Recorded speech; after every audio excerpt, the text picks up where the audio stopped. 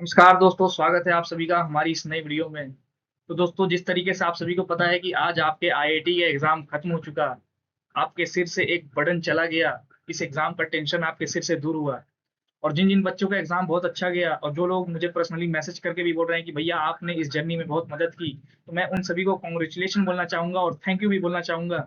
लेकिन जिन लोगों का एग्ज़ाम अच्छा नहीं गया, मैं उनके भी हौसले को बुलंद करना चाहूँगा। देखिए, हो सकता है जिनका एग्ज़ाम अच्छा नहीं गया, वो आप अपनी ज़िंदगी में अच्छा किसी और मोड़ पे कर सकते हैं। हो सकता है कि आपकी मंज़िल कोई और है, आप किसी और रास्ते पे जा रहे हो, इसलिए आपको सफलता नहीं मिल रही है। हो सकता है। देखिए, होने को तो कुछ भी हो सकता है। आपके पोटेंशियल को कोई एग्ज़ाम तय नहीं कर सकता। और देखिए, ये दुनिया है। अब आप ऐसा मत सोचो कि उसका एग्ज़ाम अच्छा गया, मेरा अच्छा नहीं गया। देखिए, जो अच्छा करता है, जो अपनी ज़िंदगी में अच्छा करे चले जाता है, उसका साथ पूरी दुनिया देती है। उसके लिए ताली पूरी दुनिया बजाती है। लेकिन जो अपनी ज़िंदगी में अच्छा नहीं करते हैं, जिनके पाँव में ज़ख्म होता है, जो हर मोड़ पे ठोकर खाते हैं, वो बहुत ज़्यादा कठोर हो जाते हैं और उन्हें झेलना आ जाता है। और वो जब झेलना आ जाता है, तो वो अपनी ज़िंदगी में कभी भी किसी भी संघर्ष पे, किसी भी मोड़ पर कभी भी परेशान नहीं होते। तो दोस्तों, आपको ज़िंदगी से सीख लेनी है और आपके पोटेंशियल को डिसाइड करने वाला ये एग्ज़ाम कुछ नहीं होता। देखिए, मैं आज आया हूँ, मैंने जो थंबनेल में आपको बताया कि पीवाईक्यू से 12 में से 15 क्वेश्चन आए हैं। देखिए, मैं उन इंसानों में से नहीं हूँ, जो थंबनेल में आम दिखा के वीडियो में इमली दिखा दूँ। मैंने अगर थंबनेल में आम बोला, तो मैं वीडियो में भी आम दिखाऊँगा। ठीक, मैं कोई क्लिकबेट वाला काम नहीं करता। मैंने आईआईटी की पीवाईक्यू की प्लेलिस्ट बनाई, जिसे बच्चों ने देखा और मैंने बेहद अच्छे तरीके से बताया। ये मेरा कहना नहीं, ये बच्चों का कहना है कि भैया आपने बहुत अच्छे तरीके से समझाया। तो मैं एज़ अ स्टूडेंट जब मैंने पीवाईक्यू की प्लेलिस्ट बनाई, जब मैंने सारे क्वेश्चन को यूट्यूब पे सॉल्व कराया फ्री में, तब और आज जब एज़ अ स्टूडेंट फिर मैंने 2026 के पीवाईक्यू को देखे, 2026 के पीवाईक्यू को तो नहीं बोलेंगे क्योंकि ये प्रीवियस ईयर नहीं है, करंट ईयर क्वेश्चन देखें, तब मुझे इस बात का एहसास हुआ कि जी हाँ, पीवाईक्यू कितना इंपॉर्टेंट होते हैं। चलिए देखिए, ये आपको पहला क्वेश्चन दिख रहा होगा। इस पहले क्वेश्चन में आपको क्या बोल रहा है? Let p x be a quadratic polynomial such that पी1 equal to p minus one. मैं पेन ले लेता हूँ। इसमें आपको बोल रहा है पी1 equal to p minus one equal to zero. ये पूछा गया 2026 में मेरे दोस्तों। और ये देखिए 2023 में ऐसा ही क्वेश्चन पूछा गया था। इसका सॉल्यूशन मैंने क्वाड्रेटिक इक्वेशन की वीडियो में कराया है। अब देखो क्या सेम नहीं दिख रहा? देखो यहाँ क्वाड्रेटिक पॉलिनोमियल दिया है, लेकिन यहाँ उसी क्वाड्रेटिक पॉलिनोमियल को लिख के दिया है, ये तो एकदम सेम। और यहाँ भी P1 की वैल्यू दिया है, यहाँ P1 की वैल्यू दिया है, यहाँ P-1 की, P-1 की। और ठीक इसी प्रकार से हमने यहाँ Px निकाल लिया था, तो प्रोडक्ट ऑफ रूट क्या होता है? C बाई ए, तो हमें C बाई ए यहाँ से पता चल गया। तो हमने ये 2023 के क्वेश्चन को ऐसे सॉल्व किया था। लेकिन अब जब वही Px पूछा, जब हम यहाँ Px निकाल लेंगे, तो Px जब ax square plus bx plus c आ जाएगा, आपको पूछ रहा है कोफिशिएंट ऑफ x, यानी आपको b की वैल्यू बतानी है। दोस्तों, ये क्वेश्चन बिल्कुल 2023 जैसा है। चलिए अगले क्वेश्चन पे चलते हैं और दिखाते हैं कि कितने क्वेश्चन पीवाईक्यू से पूछे गए हैं। जब मैंने थंबनेल में आम बोला, तो वीडियो में भी आम दिखाऊंगा। तो दोस्तों, ये है अगला क्वेश्चन आपके वेक्टर एंड 3D से। एक और बेहद आसान सवाल। देखिए, आपको इस क्वेश्चन में क्या बोल रहा? A B and C and which one of the following statement is true. आपको पहले ऑप्शन में क्या बोला? A B C are collinear. तो देखिए, मैंने 2021 का क्वेश्चन लिया, उसमें मैंने आपको कॉन्सेप्ट बताया था कि कोलिनियर क्या होता है। कोलिनियर हम तब कहते हैं जब आपका ए बी सी तीनों एक लाइन में हो। तो दोस्तों, इस कॉन्सेप्ट की मदद से आप इस क्वेश्चन को भी सॉल्व कर सकते थे। और दोस्तों, आप बोलोगे भैया एकदम सेम तो नहीं दिख रहा। देखो, जब आपको पता है, जब आपने कोलिनियर का आपको मतलब पता है कि कोलिनियर का मतलब होता है कि आपका जो स्लोप है, यानी आपके जो तीनों पॉइंट है, वो एक लाइन में आना चाहिए। इसका मतलब क्या है? इसका मतलब ये है, ये जो वेक्टर अगर हम इसे ए बी मान लें और ये जो वेक्टर हम बी सी मान लें, तो ए बी बराबर लैम्डा बी सी होना चाहिए। ये है कोलिनियर का concept in form of vector.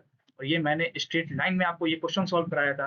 देखिए चीजें कैसे रिलेट करती हैं। आपको अगर कोलिनियर का मतलब पता होता, तो आप इस क्वेश्चन को आसानी से कर सकते थे। और अब आप एक बात, चलो कोलिनियर का मतलब नहीं पता था, तो अगर आप ऑप्शन बी पे आते तो A B plus three B C निकालते। ए बी कैसे निकालते? ए बी क्या होता है? ए बी आपका बी माइनस ए होता है। तो बी में से ए को घटाते, बी सी क्या होता है? बी सी आपका सी माइनस ए होता है। तो ए बी और B C, A B plus three B C निकालते। और परपेंडिकुलर टू ए सी बोला है, परपेंडिकुलर के लिए क्या करते हैं ये भी मैंने बता रखा है। परपेंडिकुलर के लिए आप क्या करते हो? ए डॉट बी को जीरो करते हो। लेकिन यहाँ हम लोग क्या करेंगे? यहाँ ए है आपका A B plus three B C dot dot, और बी है आपका ए सी। इसको जीरो करना और आपको सबकी वैल्यू दी है। ए बी पता है, BC भी पता है, AC भी पता है। तो अब आपको चेक करना है क्या 0 आ रहा है? अगर 0 आ जाएगा तो बोल देंगे परपेंडिकुलर है। चलते हैं अगले क्वेश्चन की तरफ। यहाँ भी आपने देखा किस तरीके से आपको अगर कोलिनियर का मतलब पता था, वैसे तो ऑप्शन ए ही करेक्ट है। आपको पता है कोलिनियर का मतलब पता था, तो आप इस क्वेश्चन को भी सॉल्व कर सकते थे। इस क्वेश्चन में आ जाओ। इस क्वेश्चन में मैं जब मैट्रिक्स की वीडियो बना रहा था, मैट्रिक्स का पीवाईक्यू सॉल्व करा रहा था, तो खाओ माँ कसम की मैंने नहीं बोला था कि रिफ्लेक्सिव और सिमेट्रिक और ट्रांजिटिव पे हर 2 साल में एक बार क्वेश्चन आते ही है, रिपीटेटिव कॉन्सेप्ट है, इसको करके जाओ। खाओ माँ कसम की मैंने नहीं बोला था। बोला था ना? तो देखो यहाँ यहाँ भी फिर आपको दिख गया रिफ्लेक्सिव। मैं सॉल्व तो नहीं करूंगा, वैसे तो आसान है कि ये आपका ऑप्शन ए करेक्ट हो जाए। देखो मैंने इसको बहुत बेहद यानी एकदम डीप में जाके समझाया था, बार बार बहुत अच्छे तरीके से समझाया था कि रिफ्लेक्सिव कब कहते हैं, रिफ्लेक्सिव कब कहते हैं जब a comma a belong to R हो, सिमेट्रिक कब कहते हैं जब a b belong to R हो, तो b a belong to R अगर हमने शो कर दिया, b a belong to R अगर हमने शो कर दिया तो सिमेट्रिक कहते हैं।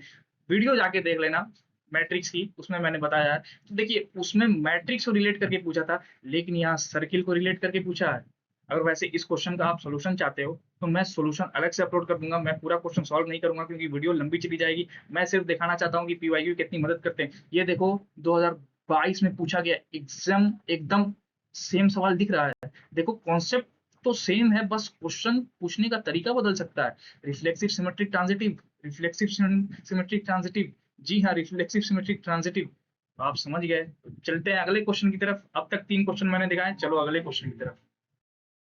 ये है अपना अगला क्वेश्चन। इसमें आपको क्या बोल रहा है, let L R be two integer such that are greater than equal to. ये सारे आपको कंडीशन दी हुई है। आपको मेन इसमें नंबर ऑफ फंक्शन बताना है। एक तरफ आपको 1 से आर तक चीजें दी हुई है और दूसरी तरफ आपको 1 से आर तक चीजें दी हुई है, और इस कंडीशन पे आपको नंबर ऑफ फंक्शन बताना है। आप 2017 में देखो कि ऐसे सवाल नहीं पूछे गए। 2017 में भी आपको पूछा गया क्या, number of onto function. अब ऑन टू फंक्शन क्या होता है, ऑन टू फंक्शन क्या होता है, जब कोडोमेन बराबर रेंज हो जाए। तो यहाँ ये कंडीशन थी कि कोडोमेन बराबर रेंज हो जाए, लेकिन यहाँ उसने अपनी अपने कांस्टेंट को डिफाइन किया और उसने बोला कि ये होना चाहिए F1 F2 FL are distinct होना चाहिए। देखिए मैं ये नहीं कह रहा कि ये दोनों सेम है, लेकिन आप एक चीज तो देख सकते हैं कि नंबर ऑफ फंक्शन पे सवाल पूछे गए। तो अगर आप नंबर ऑफ फंक्शन के कॉन्सेप्ट को करके जाते तो ये एक सवाल आप कर सकते थे। वैसे दोस्तों मैं एक बात बता दूं, नंबर ऑफ फंक्शन थोड़ा टफ चीज है, तो मेरे ख्याल से ये क्वेश्चन अगर आप नहीं कर पाते तो कोई बात नहीं थी, लेकिन आप ये क्वेश्चन कर लेते अगर थोड़ा दिमाग लगाते। ज्यादा भी दिमाग नहीं लगाना था, ये बनने लायक क्वेश्चन था।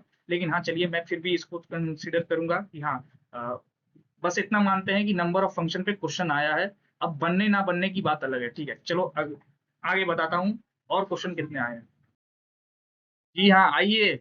मैंने रट रट के बोला था जब मैं एप्लीकेशन ऑफ डेरिवेटिव बता रहा था कि इंक्रीजिंग डिक्रीजिंग पे हर सवाल क्वेश्चन आता, हर साल। कोई ऐसा साल ही नहीं है जब उन्होंने इंक्रीजिंग और डिक्रीजिंग पे सवाल ना पूछे हो। तो यहाँ क्या पूछा कि आपको कुछ मिल पा रहा है, एफ इज इंक्रीजिंग और ऑप्शन ए ही करेक्ट है। तो जब आप इसका एफ डैश एक्स निकालते, आपको पता है इंक्रीजिंग की क्या कंडीशन होती है, F dash x greater than 0 होना चाहिए इंक्रीजिंग के लिए। तो जब आप ऑप्शन ए को चेक करने जाते हैं, एफ डैश एक्स जब एक्स बिलोंग टू दिस हो 3 पाई बाई 2 से 2 पाई तक, तो आप देखोगे F dash x greater than 0 है, तो ऑप्शन ए करेक्ट हो जाएगा। इंक्रीजिंग डिक्रीजिंग मैंने रट रट के बोला था, और ये सारी चीज तो आप पुट करके देख सकते हो। अगर एफ एक्स ग्रेटर देन 0 बोल रहा है, एक्स बिलोंग टू 0, अब आप पुट करके देख सकते हो। ये भी x F x plus pi by 2 का मतलब क्या है, जहां जहां एक्स है वहां वहां एक्स प्लस पाई बाई 2 रख दो। फिर मैं क्वेश्चन सॉल्व नहीं करूंगा क्योंकि मुझे टाइम लग जाएगा। ठीक है मैं मुझे लग रहा है ऐसा कि मैं क्वेश्चन ही सॉल्व कर दूंगा, लेकिन मैं क्वेश्चन नहीं सॉल्व करना चाहता। चलते अगले क्वेश्चन की तरफ। दोस्तों ये भी एक बेहद आसान सवाल है, आपके वेक्टर एंड 3D पे पूछा गया। इसमें आपको क्या बोल रहा है, L1 with the line joining 1 1 1 1 1 1 and 3 1 3 3 1 3 and L2। ये आपका L1 और L2 दो लाइन के बीच का एंगल कैसे निकालते हैं, A डॉट बी से। A डॉट बी क्या होता है, ए बी कॉस थीटा, और A का मैग्नीट्यूड B का मैग्नीट्यूड, तो कॉस थीटा बराबर A dot B by mod A और मॉड B। अब बोलोगे भैया ए बी क्या है, इस लाइन को ए बी के फॉर्म में नहीं लिख सकते। इस लाइन को ए, ये लाइन मान लो ए, इसको इसका डायरेक्शन वेक्टर क्या हो जाएगा, घटा दो इसका। फिर मैं सॉल्व करने जा रहा हूँ, मैं सॉल्व करने नहीं जाऊंगा। और यहाँ देखो ये जो क्वेश्चन पूछा गया था आपको 2024 में, इसको इसमें भी कुछ उसी प्रकार से चीजें दिख रही हैं। The line passing through 0,1 and 100,101, ये आपको चीज है 2D में, और वही सेम चीज है ये आपको 3D में। तो आई होप आप समझ गए होंगे कि किस तरीके से वो क्वेश्चन के कॉन्सेप्ट को रिपीट करते हैं। तो अगर आप कॉन्सेप्ट करके जाओ तो आप अच्छा कर जाओगे। आइए आइए यहाँ 2017 का ये क्वेश्चन देखिए। 2017 के क्वेश्चन में आपको क्या बोल रहा था, आपको फंक्शन डिफाइन किया था, यहाँ भी आपको फंक्शन डिफाइन किया है, और यहाँ ए कॉमा बी का पेयर पूछा है कि कितना पेयर आ सकता है, हाउ मेनी पेयर। और यहाँ आपको ए की वैल्यू पूछी थी, किसके लिए, कंटिन्यूअस होना चाहिए एट एक इक्वल टू 0 के लिए। और यहाँ कंटिन्यूअस होने which f is continuous at every point. चीजें रिपीट की, f is continuous at every point in R, ठीक है। और यहाँ एफ इज कंटिन्यूअस एट 0। तो यहाँ भी देखो चीजें किस तरीके से रिपीट की, यहाँ सिर्फ एक वेरिएबल था और यहाँ आपको दो वेरिएबल है, आपको नंबर ऑफ पेयर बताना है। ठीक है, चलते आगे और दिखाता हूँ। यहाँ देखो, ये आपको 2026 में जो क्वेश्चन पूछा गया है उसमें क्या बोल रहा है, let a1 a2 a3 be geometric progression of positive integer such that a1 equal to 3। और फिर आपको ये कंडीशन दी हुई है, ये कंडीशन क्या दी हुई है, an+2 -2an equal to an+1। तो इससे आप an निकाल सकते हो, an आपको क्या हो जाएगा, an हो जाएगा an+2 -an+1 डिवाइडेड बाई 2। तो आप इससे an निकाल सकते हो। आप एक काम कर सकते हो, इसमें बार बार n इक्वल टू एक बार 1 पुट करो तो आपका आ जाएगा a1, n equal to 2 put करो तो आ जाएगा a2, n equal to 3 put करो तो आ जाएगा a3। वैसे तो अगर इतना ना भी निकालो तो आपको बोल ही दिया है कि ज्योमेट्रिक प्रोग्रेशन है, तो आप इसको सॉल्व आसानी से कर सकते हैं। ये क्वेश्चन 2025 के क्वेश्चन से कैसे मैच करता, आप यहाँ देखो, यहाँ एसएन दिया हुआ था, यहाँ एसएन के टर्म में चीजें दी हुई थी। तो एसएन के टर्म में, यानी आपको ये भी देखा देखा क्वेश्चन है, यहाँ एसएन के टर्म में चीजें दी हुई थी और आपसे पूछा था a13 -a10। तो जब आप ऐसे कॉन्सेप्ट पे क्वेश्चन सॉल्व करके जाते तो आप इस क्वेश्चन को भी कर सकते थे। चलते हैं अगले क्वेश्चन की तरफ। मैं जब प्रोबेबिलिटी की पीवाईक्यू की वीडियो सबसे लास्ट में अपलोड किया था, तो मैं वैसे तो मैं नहीं करने वाला था, लेकिन तुम्हारे हाई डिमांड पे कि भैया हर साल क्वेश्चन आते हैं तो भैया कर दो, तो मैंने कर दिया था। और आज देखो, मैंने उस वीडियो में साफ साफ कहा था कि बाबू अगर प्रोबेबिलिटी में कुछ करके जाना है तो कंडीशनल प्रोबेबिलिटी करके जाओ, कंडीशनल प्रोबेबिलिटी करके जाओ और इंडिपेंडेंट प्रोबेबिलिटी करके जाओ। देखो कंडीशनल प्रोबेबिलिटी से क्वेश्चन आ गया। तो वैसे ये क्वेश्चन तो पूरी तरीके से किसी से मैच नहीं करता, लेकिन यहाँ देखो what is the conditional probability. तो अगर तुम कंडीशनल प्रोबेबिलिटी के कॉन्सेप्ट को करके जाते, इस क्वेश्चन को भी बना सकते थे। और जो जहां तक बॉक्सेस की बात है, तो उससे भी क्वेश्चन आ चुके हैं 2020 में, तो आपको ये क्वेश्चन नहीं डरा सकता था। जब आप पीवाईक्यू सॉल्व करके जाते, आपको पता होता कि बॉक्स वाले क्वेश्चन को कैसे सॉल्व करते, कैसे बॉल रखी होती। देखो 2020 के क्वेश्चन में बॉक्स का कॉन्सेप्ट है और 2021 के क्वेश्चन में कंडीशनल प्रोबेबिलिटी का कॉन्सेप्ट है। वैसे कंडीशनल प्रोबेबिलिटी का कॉन्सेप्ट सिर्फ इस 2021 के क्वेश्चन में नहीं है, बाकी ऐसे कई क्वेश्चन हैं प्रोबेबिलिटी पे जिसमें कंडीशनल प्रोबेबिलिटी का कॉन्सेप्ट है। कंडीशनल प्रोबेबिलिटी में क्या होता है, P of A intersection B, नहीं, P of A given B is equal to P of A intersection B divided by P of B. तो मैं यहाँ कॉन्सेप्ट और सॉल्यूशन सॉल्व करने नहीं बैठा, मैं बस आपको दिखाने बैठा, तो आप यहाँ देख सकते हो। चलते अगले दोस्तों, इस क्वेश्चन को आप देखो, इसमें आपको बोल रहा है what is the number of point where F is not differentiable. क्या डिफरेंशिएबिलिटी पे क्वेश्चन आया है? जी हाँ, क्वेश्चन आया, वो भी मॉड के टर्म में आया है। तो अगर आप किसी प्रकार से इस इस फंक्शन का ग्राफ प्लॉट कर पाओ, देखो जब मैंने फंक्शन पढ़ाया था तो उसमें बोला था, बार बार मैंने बोला था कि फंक्शन में अगर तुम फंक्शन के ग्राफ को बढ़िया से कर जाओ तो तुम्हारा कैलकुलस और कोऑर्डिनेट ज्योमेट्री भी बढ़िया हो जाता। वैसे मेरे पास अगर इतना टाइम रहता तो मैं उस क्लिप को ऐड करते जाता, जो जो मैंने अपने मुंह से शब्द बोले थे उस 3 महीने के अंदर, जितनी वीडियो बनाई थी, वो शब्द को ऐड करते जाता, तो तुम्हें भी विश्वास हो जाता कि हाँ, कि पीडब्ल्यू के जो टीचर होते हैं वो भी ऐसा ही करते हैं ना, कि जो पढ़ाया वही आया। तो मैं भी वैसी चीज क्रिएट कर सकता था, लेकिन फिर भी मैं बस आपको दिखा रहा हूँ। और मैं एक बात बोलना चाहूंगा कि देखो 2027 वाले बच्चों के लिए तो मुझे पता नहीं कि मैं कुछ कर पाऊंगा कि नहीं, क्योंकि मुझे पता नहीं है, क्या पता मेरा मन करे ना करे। लेकिन अगर मैं कुछ करूंगा तो 2026 वाले बच्चों जिन्होंने मुझसे आईआईटी पीवाईक्यू की प्लेलिस्ट कंप्लीट की है, अगर तुम्हें फायदा हुआ हो तो जरूर एक बार कमेंट सेक्शन में लिख देना। तुमने जितना सपोर्ट दिखाया मुझे, मैं उसका तहे दिल से शुक्रिया अदा करता हूँ। और एक बार कमेंट सेक्शन में लिख देना कि पीवाईक्यू की प्लेलिस्ट तुमको हेल्प की कि नहीं, बस इतना लिख दो। और तुम अपने मार्क्स वगैरह भी लिख सकते हो और अपने दिल की बातें भी लिख सकते हो। मैं पढ़ता हूँ तो मुझे बहुत अच्छा महसूस होता है। देखिए, मुझे अच्छा दिखाने के लिए आपको किसी को बुरा बोलने की जरूरत नहीं। अगर मैंने अच्छा पढ़ाया तो आप मुझे किसी से कंपेयर मत करो। मैंने देखा था एक वीडियो में, एक कमेंट था मेरी ही वीडियो में, उसने बोला कि भैया आप साई अस्त्रा के इस टीचर से बहुत अच्छा पढ़ाते हो, आप साई अस्त्रा ज्वाइन कर लो। लेकिन ठीक है, आपने मेरी तारीफ की, मुझे अच्छा लगा, लेकिन आपने उनको मेरे से कंपेयर किया, मुझे इस बात से अच्छा नहीं लगा। आपको अगर मेरी तारीफ करनी है तो केवल मेरी तारीफ करें, किसी को नीचा दिखाकर मेरी तारीफ ना करें। ये मैं आपको एक डिस्क्लेमर दे देता हूँ। ठीक है, वैसे कमेंट मुझे अच्छे नहीं लगते, लेकिन मुझे तारीफ की जरूरत नहीं है। लेकिन अगर आपको फायदा हुआ तो आप जरूर कमेंट में लिखना, ताकि 2027 वाले बच्चों को ये विश्वास हो जाए कि हाँ भैया जो बोलते हैं उनकी बातों पे ध्यान देना चाहिए, हवा में नहीं उड़ाना चाहिए। चलते हैं अगले क्वेश्चन की तरफ। देखिए दोस्तों, ये है मैट्रिक्स और डिटरमिनेंट का क्वेश्चन। जब मैंने मैट्रिक्स की वीडियो बनाई थी तो उसमें मैंने बार बार बोला था कि मैट्रिक्स से क्वेश्चन आने पक्के हैं, और मैट्रिक्स से तुमने क्वेश्चन देख लिया। वैसे ये क्वेश्चन देखने में बहुत डरावना है, लेकिन इससे डरने की जरूरत नहीं है। देखो वैसे तो ठीक है, इस क्वेश्चन ये एकदम मैच नहीं करता, ये जो दो मैंने रेफरेंस लगाए हैं पीवाईक्यू के, एकदम मैच नहीं करता। लेकिन एक चीज आप देखो, ऑप्शन देख सकते हो आप, ऑप्शन सी देखो, ये ऑप्शन सी देखो, और 2021 में पूछा गया क्वेश्चन नंबर 7 देखो। ये जो क्वेश्चन है, क्या ये ऑप्शन इससे मैच कर रहा है? तो अगर आप ऐसी चीज करके जाते तो आपको पता रहता कि हाँ, अगर आप ऐसी चीज देख के डरते नहीं कभी कि हाँ ये चीज क्या होती है। और ये देखो डिटरमिनेंट वो हमेशा पूछते रहते हैं, तो ये तो चलो मैं इसे अज्यूम नहीं करूंगा कि ये पीवाईक्यू पे बेस्ड है, लेकिन हाँ कॉन्सेप्ट पे जरूर बेस्ड है। देखो डेफिनेट इंटीग्रेशन में मैंने बार बार बोला था कि डेफिनेट इंटीग्रेशन से क्वेश्चन पूछे जाते हैं, लेकिन मैंने ये भी बोला था कि किंग प्रॉपर्टी से ज्यादा क्वेश्चन पूछे जाते हैं। लेकिन इस बार इन्होंने किंग प्रॉपर्टी से क्वेश्चन नहीं पूछा, इस बार इन्होंने एकदम बेसिक क्वेश्चन पूछा। और उन्होंने क्या पूछा, ये इंटीग्रेट करवाया आपको मिनिमम ऑफ 1 - x और 1 - x3। अगर मैं आपको समझा दूं, ये आपको प्लॉट 1 - x का, ये रेड वाला 1 - x का, और ये है 1 - x³ का। तो आपको मिनिमम बोला, अगर आप ग्राफ प्लॉट कर लो एक बार, सपोज कि आपने ग्राफ प्लॉट कर लिया, इतना टाइम नहीं कि मैं आपको ग्राफ प्लॉट करके बताऊं, तो आपने सपोज किया ये ग्राफ प्लॉट किया। अब उसने बोला मिनिमम कहां से कहां, -1 से -2, ये है -1, और ये है -1 से 2, ये है 2। तो -1 से 0 के बीच, मिनिमम आपका ये है 1 - x³। आपको दिख रहा होगा, ये है मिनिमम -1 से 0 के बीच। अब 0 से 1 के बीच, आपका मिनिमम है ये वाला ग्राफ, ये वाला 1 - x। अब 1 से 2 के बीच आपका मिनिमम हो जाएगा फिर से 1 - x³। तो ऐसे को आप पॉइंट में ब्रेक करते हैं, जहां जहां आपको मिनिमम की वैल्यू, फंक्शन की वैल्यू चेंज हो रही, अब बार बार चेंज करके आप एकदम आसान तरीके से इंटीग्रेट करके, ये फंक्शन को इंटीग्रेट नहीं कर सकते क्या? 1 - x का इंटीग्रेशन नहीं कर सकते क्या? x - x⁴ नहीं कर सकते क्या? ये तो कर ही सकते हो। तो बस आपको यहाँ पे ग्राफ प्लॉट करना था। और देखो ग्राफ का एक और क्वेश्चन, चलते हैं अगले क्वेश्चन की तरफ। देखिए ये क्वेश्चन ठीक है पीवाईक्यू पे बेस्ड नहीं है, लेकिन आपको ये क्वेश्चन बस एक फॉर्मूला की मदद से सॉल्व हो सकता था। और अगर आप स्टैटिक पढ़ते हो तो इतना तो मीन आपको पता ही होता है, मीन क्या होता है, मीन डेविएशन क्या होता है।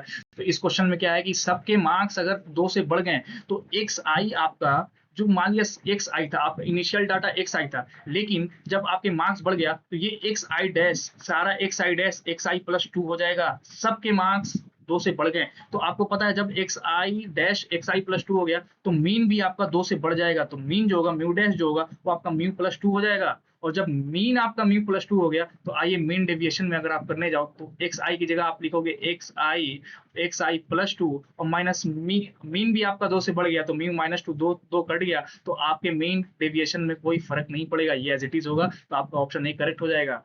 तो आयु, और आप बोलोगे कि भैया आपने डायरेक्ट कैसे बोल दिया कि मीन आपका 2 से बढ़ जाएगा? आप करके देखना, सारे डेटा को 2 से बढ़ा दो। फिर मैं सॉल्व करने जा रहा हूँ, मुझे सॉल्व नहीं करना। चलते हैं हम अगले क्वेश्चन की तरफ।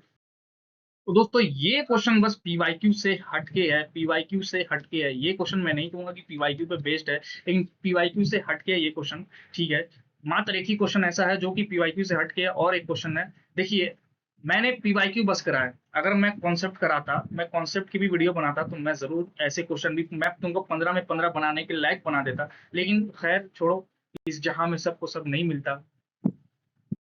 तो दोस्तों ये बेस्ड है आपके रिमाइंडर थ्योरम में, बाइनोमियल थ्योरम में रिमाइंडर थ्योरम आता है, जो कि हर टीचर बताता है आपको। मैंने नहीं बताया क्योंकि मैं तो पीवाईक्यू सॉल्व कराया था, और पीवाईक्यू में ऐसे रिमाइंडर थ्योरम के क्वेश्चन नहीं थे, तो ये पीवाईक्यू पे बेस्ड तो नहीं है। लेकिन चलो इस साल उन्होंने रिमाइंडर थ्योरम पे भी क्वेश्चन कवर कर लिया, तो 2027 वालों बच्चों के लिए मैं अगर बताऊंगा तो ये भी बता के पता चलूंगा। तो दोस्तों इसी प्रकार से मैंने सारे क्वेश्चन आपको दिखाए, जितने क्वेश्चन पूछे गए थे, और सबके कॉन्सेप्ट दिखाए, सबके कॉन्सेप्ट बताएं कि कैसे रिपीटेड है। तो अगर आपको दिखा कि हाँ भैया आप बात तो सही बोल रहे हो, ठीक है, कुछ क्वेश्चन एक आध इधर उधर हो सकते हैं कि मैंने डाल दिया कि 12, चलो वो संख्या कर लो 10, लेकिन तुम देख रहे हो ना रिपीट। एक बात बताओ, बायो वाला बच्चा अगर मैथ का 10 कर ले रहा है तो क्या कम बात है? तुम एक बात मेरी याद रखना, हर बच्चे को मैं ये बात बोल रहा हूँ जो आईआईटी के एग्जाम 3 सब्जेक्ट को लेके देते हैं। देखो फिजिक्स केमिस्ट्री मैथ वाले बच्चे से अच्छा बायो केमिस्ट्री और मैथ वाले बच्चे कर सकते हैं। तुम फिजिक्स तो भाई हमेशा टफ आएगी ही, लिख के ले लो, फिजिक्स हमेशा टफ आएगी। तो थोड़ा तुम फिजिक्स से दूरी बना सकते हो, और मैथ के करीब जा सकते हो बायो वाले, और मैथ वाले उसके करीब जा सकते हैं। तो चलिए दोस्तों आज की इस वीडियो को यहीं पर समाप्त करते हैं। मिलते हैं अगली वीडियो में, तब तक के लिए धन्यवाद। और अपने कमेंट सेक्शन में मार्क्स वगैरह बता देना, ताकि मुझे भी पता चले कि किसके कितने मार्क्स बन रहे हैं, और जरूर बताना कि ये जर्नी कैसी रही। चलिए तब तक के लिए धन्यवाद, मिलते हैं अगली वीडियो में, तब तक के लिए धन्यवाद, दुआओं में याद रखिएगा, धन्यवाद।